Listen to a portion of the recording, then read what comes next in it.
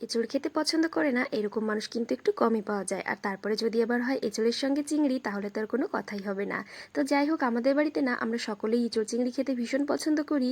এই কারণেই এঁচোড়ের সিজনে আমাদের বাড়ি কিন্তু বেশ অনেক কয়েকবার এই এঁচোড় চিংড়ি রান্না হবে। তো আজকেও রান্না করছিলাম, তাই ভাবলাম তোমাদের সঙ্গে একটা ছোট্ট করে রেসিপি শেয়ার করি।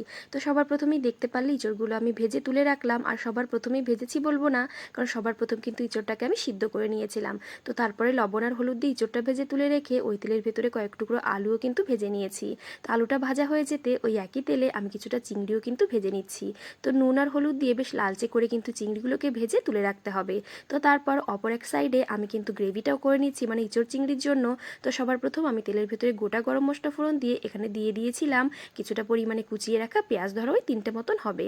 তো পেঁয়াজটা যখন লাল হয়ে গেল তখনই কিন্তু দিয়ে দিয়েছি একটা বাটা মশলা। আর এই মশলার ভেতরে কিন্তু সমস্ত কিছু দিয়ে দিয়েছি, যেমন আদা, রসুন, গোটা জিরে, গোটা ধনে আর শুকনো লঙ্কা। তো হলুদ গুঁড়ো দিয়ে মশলাটাই কিন্তু বেশ লালচে করে ভেজে নিতে হবে। একদম কড়া যখন ভাজা হয়ে যাবে তখনই কিন্তু এর ভেতরে ভেজে রাখা সমস্ত কিছু আমি দিয়ে দেব। আর এখানে না একটা টমেটোও দিয়েছিলাম, সেটা দেখানো হয়নি। তো যাই হোক, এবারে দেখো এর ভেতরে ভেজে রাখা আলু, চিংড়ি, ইঁচড় সমস্ত কিছু দিয়ে খুব ভালো করে কিন্তু কষিয়ে দিতে হবে। আর এর ভেতরে না লবণটাও দিয়ে দিয়েছিলাম, সেটাও দেখানো হয়নি। তো যাই হোক, দেখো খুব সুন্দর কষানো হয়ে গেছে। আর এর থেকে কিন্তু তেল ছাড়তে শুরু হয়ে গেলে এবার আমি দিয়ে দিলাম বেশ খানিকটা পরিমাণে গরম জল।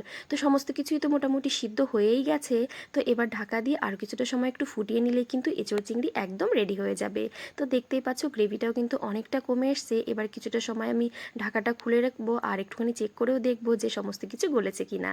তো দেখতেই পারলে সমস্ত কিছু গলে গেছে। আর এর ভেতর একটুখানি গরম মশলার গুঁড়ো দিয়ে আমি কিন্তু নামিয়ে নিয়েছি।